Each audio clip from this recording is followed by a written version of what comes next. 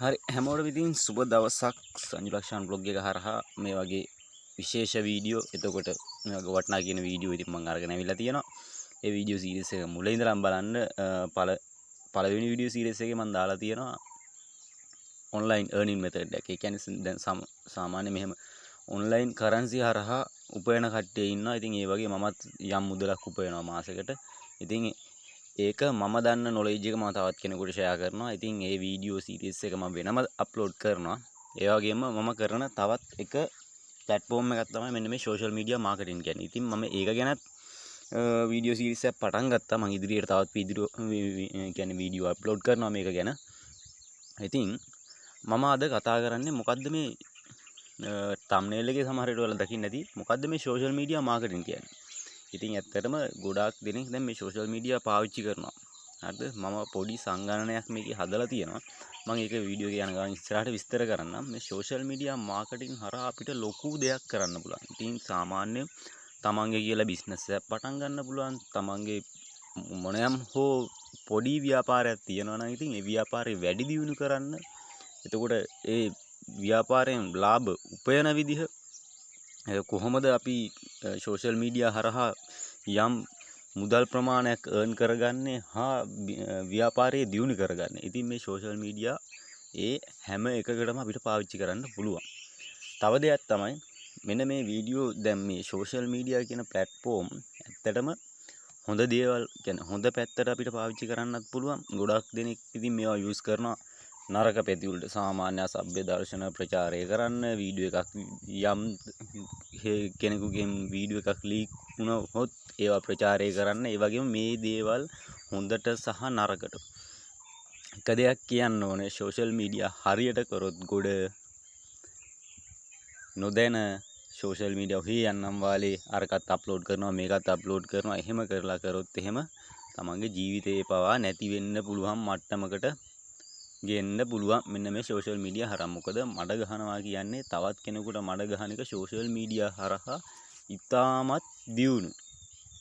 අනික තව දෙයක් තමයි දැන් මේ සෝෂල් මීඩියා කියන එක අපි පාවිච්චි කරන්න ඕන අපිට යම් දෙයක් කරගන්න. එහෙම නැතුව අනුන්ගේ දේවල් හොය අනුන්ගේ එක එක මගුලවල් අපිට ඒව වැඩක් නැහැනේ. අපි ඉතින් සෝෂල් මීඩියා පාවිච්චි කරන්න ඕනේ අපි යම් මුදලක් හෝ යම් දැනුමක් නොලෙජ් එකක් මොකක් හරි දෙයක් අපිට අවශ්‍ය කරන දෙයක් ගන්න හෝ දෙන්න.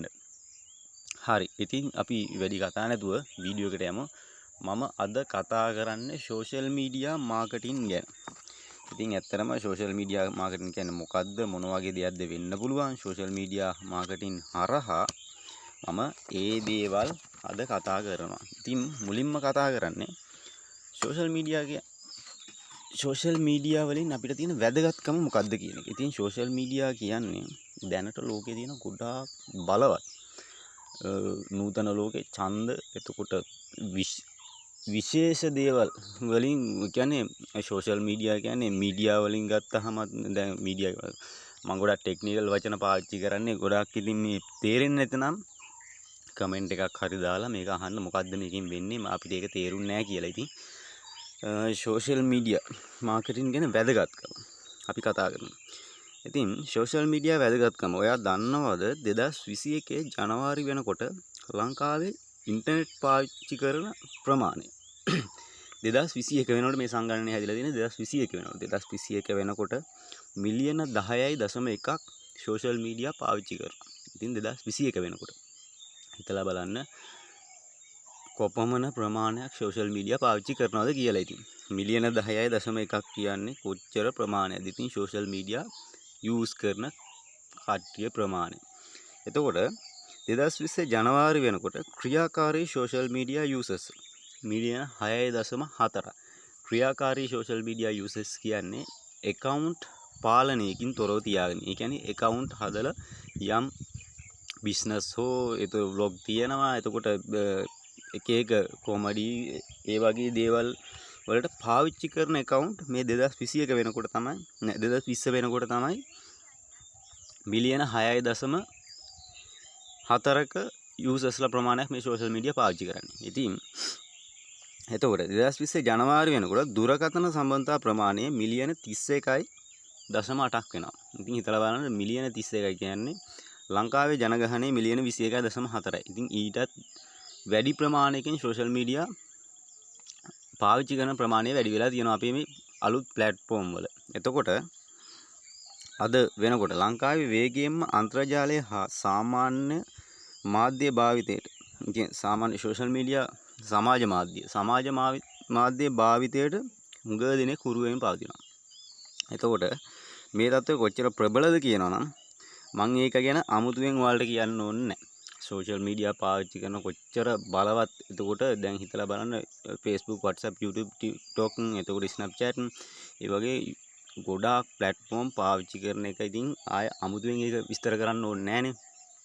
බොහෝ දෙනෙක් මේ වෙනකොට පොඩි දරුවගේ ඉඳලා මේක ඉහළට නැම්විලා දෙනවා. මේ සෝෂල් මීඩියා ප්ලැට්ෆෝම් වල රෙජිස්ටර් වෙලා account හදාගෙන Taman කැමති දේවල් කරගෙන ඉතින් හොඳ පැත්තටත් යන දෙයක් තමයි මේ සෝෂල් මීඩියා. එතකොට තව දෙයක් තමයි අද ලංකාවේ ගත්තාම ලංකාවේ එතකොට පිටරට වගේම ජනාධිපති පවා තීරණය කරන්නේ මේ සෝෂල් මීඩියා වලින්. මොකද ඉක්මනින්ම ප්‍රචාරය කරන්න පුළුවන් මේ වගේ දෙයක් තියෙනවා. මේකට හවුල්කාරීත්වයක් දරන්න ඒ වගේ දේවල් ඉක්මනින් ප්‍රචාරය කරන්න බෑ. ඉස්සර තිබුණු දේ තමයි කටවචනයකින් තමයි ප්‍රචාරය තිබුණේ. සාමාන්‍ය නැත්නම් ටීවී ඇඩ් එකකින්.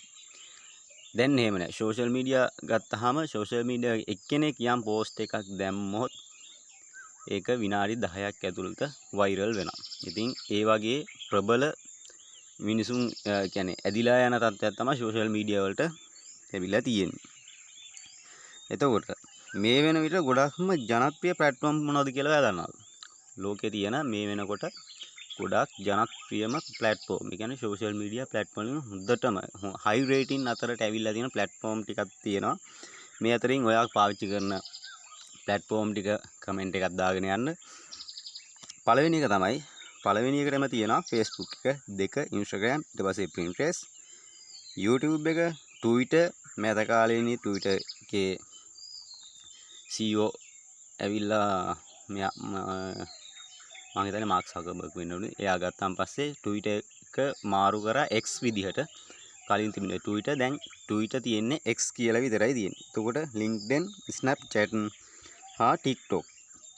ඉතින් TikTok ඇවිල්ලා මේ ප්ලැට්ෆෝම් අතරින් ගොඩක් විශේෂ ප්ලැට්ෆෝම් එකක් තමයි TikTok. ඉතින් සාමාන්‍ය මෑත සමාජ කාලීන බලපුවාම ගොඩාක් දෙනෙක් ඉක්මනටම යන තැනක් තමයි මෙන්න මේ TikTok කියන සමාජ මාධ්‍යය. ඉතින් TikTok එකේ ඉක්මනින්ම ලේසි යම් භාණ්ඩයක් හෝ කිසියම් දෙයක් ඉක්මනින් ප්‍රචාරය කරන ලේසියෙන්ම ගන්න පුළුවන් ප්ලැට්ෆෝම් එක තමයි TikTok එක. ඉතින් මේ TikTok එක හරහා ගොඩාක් දේවල් අපිට කරන්න පුළුවන්. මම ඉදිරියටත් ඒ දේවල් ගැන තවත් වීඩියෝ එකක් කරන්නම් TikTok එක ගැන වෙනම. හරි. අපි ඉතින් වැඩි කතා නැතුව ආයෙත් වීඩියෝ එකට යමු. ඉතින් මේ නිසා ව්‍යාපාර ප්‍රවර්ධනයට හා භාණ්ඩ සේවා සැපයීමට හොඳ අවස්ථාවක් වෙලා තියෙනවා. මේක අද වින විට ගොඩාක් ලොකු කම්පැනි Tamanගේ බිස්නස් වැඩි කරගන්න සෝෂල් මීඩියා භාවිත කරනවා. ඉතින් ඒක ඇත්ත. එතකොට දැන් සාමාන්‍ය ලොකු කම්පැනි ගත්තාම එයාලා කරන්නේ තමන්ගේ භාණ්ඩය හෝ වෙළඳ නාමය ප්‍රවර්ධන කටයුතු. ඒ කියන්නේ ප්‍රචාරය කරන්න මෙන්න මේ සෝෂල් මීඩියා පාවිච්චි කරනවා. ඉතින් මේක ඕනම කෙනෙකුට කරන්න පුළුවන්. තමන්ගේ තියෙන යම් භාණ්ඩයක් හෝ මොනෑම් දෙයක් හෝ ප්‍රචාරය කිරීමට අපි කියන්නේ ඉක්මනින්ම පාවිච්චි කරන ලේසිම ප්ලැට්ෆෝම් තමයි මෙන්න මේ සෝෂල් මීඩියා ප්ලැට්ෆෝම් එක හරහා මිනිසුන් අතරට ගෙනියන්න පහසු වෙනවා. සෝෂල් මීඩියා මාකටිං තුල වාසි ගොඩක් තියෙනවා. එතකොට මේ සෝෂල් මීඩියා වල ලොකුම දේ තමයි මහ වියදමක් යන්නේ නැහැ. සත පහක්වත් වියදම් කරන්නේ නැතුව මේක කරන්න පුළුවන්. නියම කෙනා ගාවටම අපි භාණ්ඩයක් වෙනවනම් ඒ භාණ්ඩය අරගෙන යන්න පුළුවන්. දැන් පරණ කාලේ තිබුණා ටීවී ඇඩ්. ඉතින් ටීවී ඇඩ් එකක් දැම්මොත් අපි අර දැන් මෙහෙම හිතනවා කියනකො කොල්ලයි බල්ලයි දෙන්නම් බලනවා මේකේ. අපිට ඕනේ නම් දැන් සෝෂල් මීඩියා වල ඕන නම් කොල්ලට ඕන නම් මේ භාණ්ඩේ පෙන්වන්න පුළුවන්, බල්ලට ඕන නම් මේ භාණ්ඩේ පෙන්වන්න පුළුවන්. දැන් ටීවී ඇඩ් එකක් දැම්මොත් මේ දෙන්නම් බලනවානේ. ඉතින් ඒ වගේ අපිට අපේ දැන් හිතන්නකො අපි භාණ්ඩයක් ප්‍රොමෝට් කරනකොට ඒ භාණ්ඩයට අදාළ ඔඩියන්ස් එක අපිට ටාගට් කරන්න පුළුවන්. සෝෂල් මීඩියා වලදී අවශ්‍ය කරන මූලික කෙනාව. දැන් සාමාන්‍ය පිහියක් ගත්තොත් එහෙම පිහිය අවශ්‍ය කෙනාට පමණයි අපි ටාගට් කරන්නේ. එහෙම නැතුව වෙන කෙනෙකුට මේක ටාගට් කරලා විකුණන්න ඕනේ නැහැ. දැන් ටීවී ඇඩ් එකක් දැම්මොත් එහෙම ටීවී ඇඩ් එකේ සියලු දෙනාම බලනවා. එතකොට දැන් අපිට ඔඩියන්ස් එක හරියට හඳුනා ගන්න බෑ. හැබැයි සෝෂල් මීඩියා හරහා හරි කෙනා බාණ්ඩේ ගන්න කෙනාම ටාගට් කරලා අපිට ඔඩියන්ස් එක එයාටම ප්‍රොමෝට් එක දාලා ඔඩියන්ස් එක එයාටම දීලා ඉවරලා බාණ්ඩේට ඕඩර්ස් එන විදිහට අපිට හදා ගන්න පුළුවන්. හරි. එතකොට ඉතා විශාල පිරිසකට ඉක්මනට ළඟා වෙන්න පුළුවන් මෙන්න මේ සෝෂල් මීඩියා හරහා අපි දාන භාණ්ඩය ඕ ඇඩ්වර්ටයිස්මන්ට් එකක් කරාම ඉතින් ගොඩ විනාඩි 10ක් 15ක් වගේ වෙලාවක් අතරතුර ලොකු ප්‍රමාණයකට එන්න පුළුවන් මෙන්න මේ platform එක හරහා. එතකොට තව දෙයක් තමයි සන්නාම පිළිබඳව දැනුවත්භාවය වැඩි දියුණු කිරීම. ඉතින් සන්නාම පිළිබඳව කියන්නේ බ්‍රෑන්ඩ් එකක් සම්බන්ධව වැඩි දියුණු කිරීම. හරිද? ඒවා ඉක්මනට කරගන්න පුළුවන්. එතකොට බ්‍රෑන්ඩ් awareness improved. එතකොට මේ බ්‍රෑන්ඩ් එකේ විශේෂ දේවල්. එතකොට මෙහෙම හිතන්නකෝ දැන් බ්‍රෑන්ඩ් එකක් තියෙනවා. ඒ බ්‍රෑන්ඩ් එක අපිට වැඩි දියුණු කරලා හොඳ එතකොට මේ කස්ටමර්ස්ලා ටිකක් ඕනේ. එතකොට සාමාන්‍ය කඩයක් ගත්තාම කඩයකට එන ප්‍රමාණය දැන් හිතන්නකෝ ෂොප් එකක් දාලා තියෙනවා මැටි බඳුන් කියලා.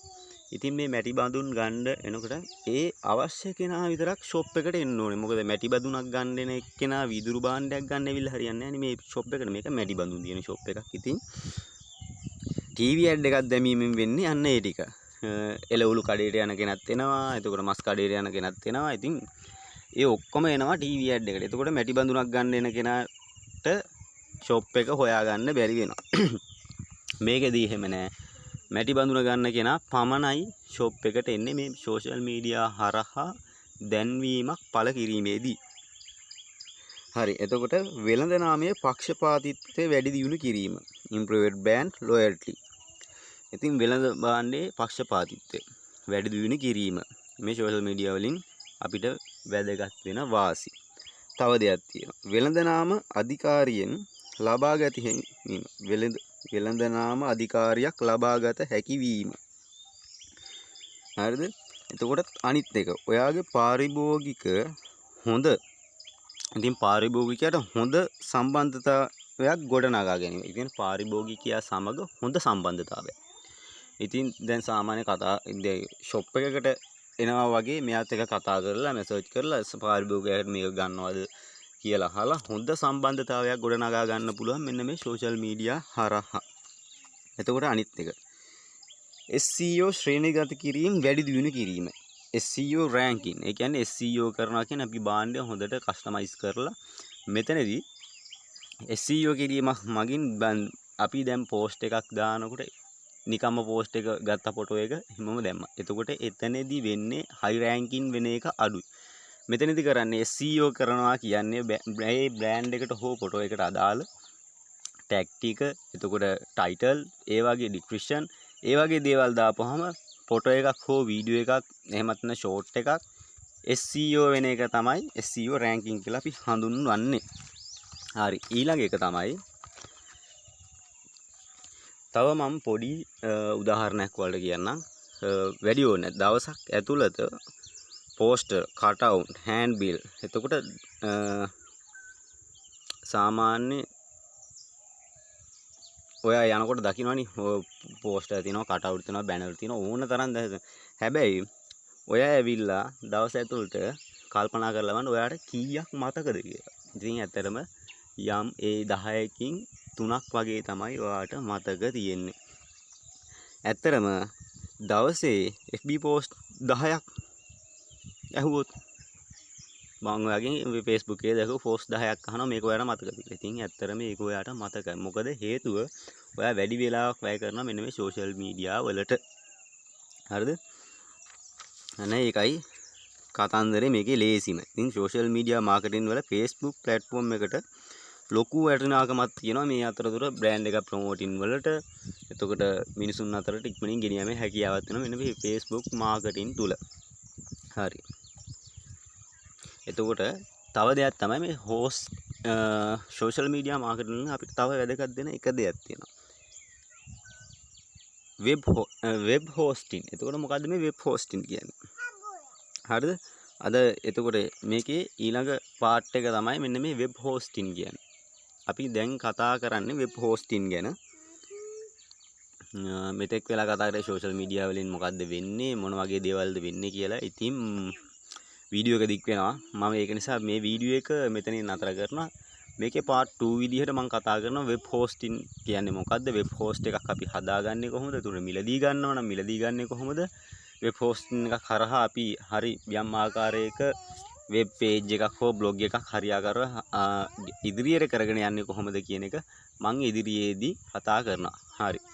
අදට ගිහිල්ලා එන්නම්. මෙන්න මේ වීඩියෝ එක ඔයා බලලා ඉවරලා අඩුපාඩු තියෙනවා නම් කමෙන්ට් එකක් දාන්න, ලයික් එකක් දාන්න. ඒ වගේම channel එකට අලුත් කෙනෙක් ඉන්නවා නම් මගේ පරණ වීඩියෝ සීරීස් එකක් බලාගෙනම මෙන්න මේ වීඩියෝ එකට බලලා යාළුවන්ටත් බලන්න ෂෙයා කරන්න. හරි. හැමෝටම ඉතින් සුබ දවසක්. ගිහිල්ලා එන්නම්. අපි අලුත් වීඩියෝ එකෙන් හම්බ වෙමු.